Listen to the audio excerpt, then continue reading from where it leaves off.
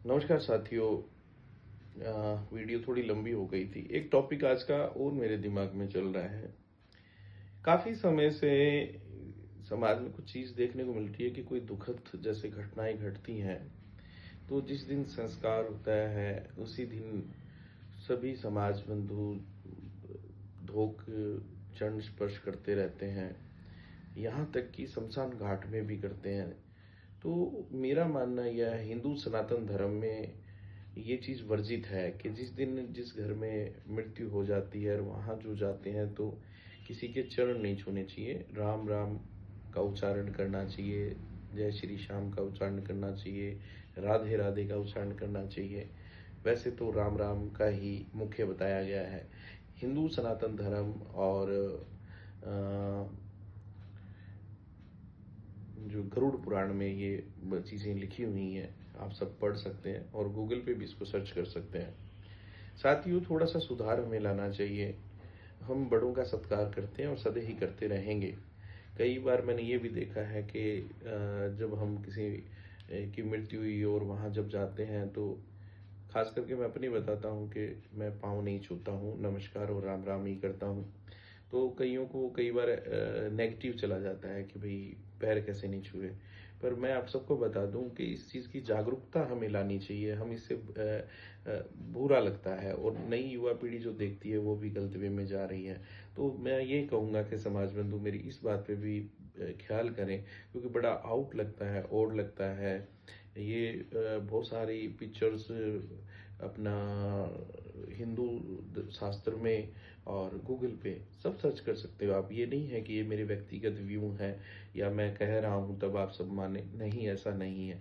आप सब विचार करें, स्मरण करें इस बात का कि ऐसा नहीं करना चाहिए।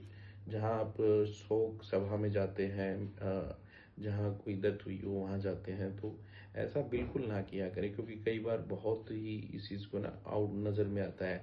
यहाँ तक कि मैंने देखा है कि जिनकी यहाँ मृत्यु हुई होती है वो लोग पाँव छूते रहते हैं, जिनकी भद्दर हुए कह सकते हैं हम, मारवाड़ी में वैसे कह सकते हैं, हिंदी में कटिंग जिनकी हुई होती है तो वो भी लोग पाँव छूते हैं। तो ये बात मुझे कुछ हजम नहीं होती है। हर जगह ही मैं समझाता भी रहता हूँ काफ़ी वर्षों से, और ये आज मैंने सोचा कि वीडियो के माध्यम से मैं आप सबके समक्ष रखूँ। इस पे भी साथियों हमें विचार करना चाहिए। तो ये एक अच्छी चीज़ है, और जो हम लोग कर रहे हैं आगे, खुशियों के काम में अगर हम जाते हैं या कहीं वैसे भी अन्यथा मिलते हैं तो हम बड़ों के पाँव छूते हैं। तो इस पे भी हमें विचार विमर्श करना चाहिए। तो ये आज के मेरे कुछ विचार थे जो आप सबके समक्ष मैंने रखे हैं, और आने वाले कुछ समय में फिर कुछ आप सबको मैं रूबरू होता रहूँगा और विचार करूँगा।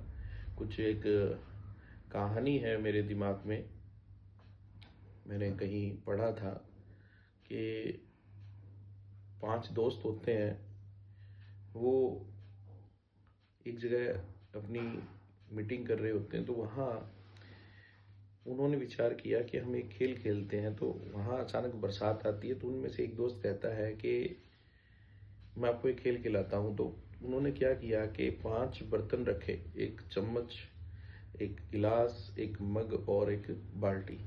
तो उन्होंने कहा कि इन सबको अपना अपना आप उठा लीजिए। तो एक ने चम्मच उठाया, एक ने गिलास, एक ने मग और एक ने बाल्टी। बाहर बरसात हो रही थी तो बोले इसको भर के लेके आओ। तो सबसे पहले चम्मच भरी, उसके बाद में गिलास भरा, फिर मग भरा और लास्ट में अंत तक बाल्टी भरी। तो जब वो आए तो उन्होंने कहा कि बताइए, कहा कि कितना समय लगा। चम्मच वाले को सबसे कम समय लगा, बाल्टी वाले को सबसे ज़्यादा, और बाकी जैसे धीरे धीरे।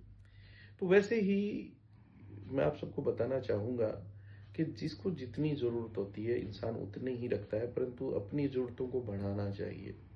आज की ये कहानी हमें ये बताती है कि कई मेरे ऐसे दोस्त मित्र हैं जो बस कुछ थोड़ा सा कुछ करते हैं और उसमें खुश हो जाते हैं। नहीं, ये ज़िंदगी अनमोल है, ये बार बार नहीं मिलती है, बहुत कुछ करना चाहिए।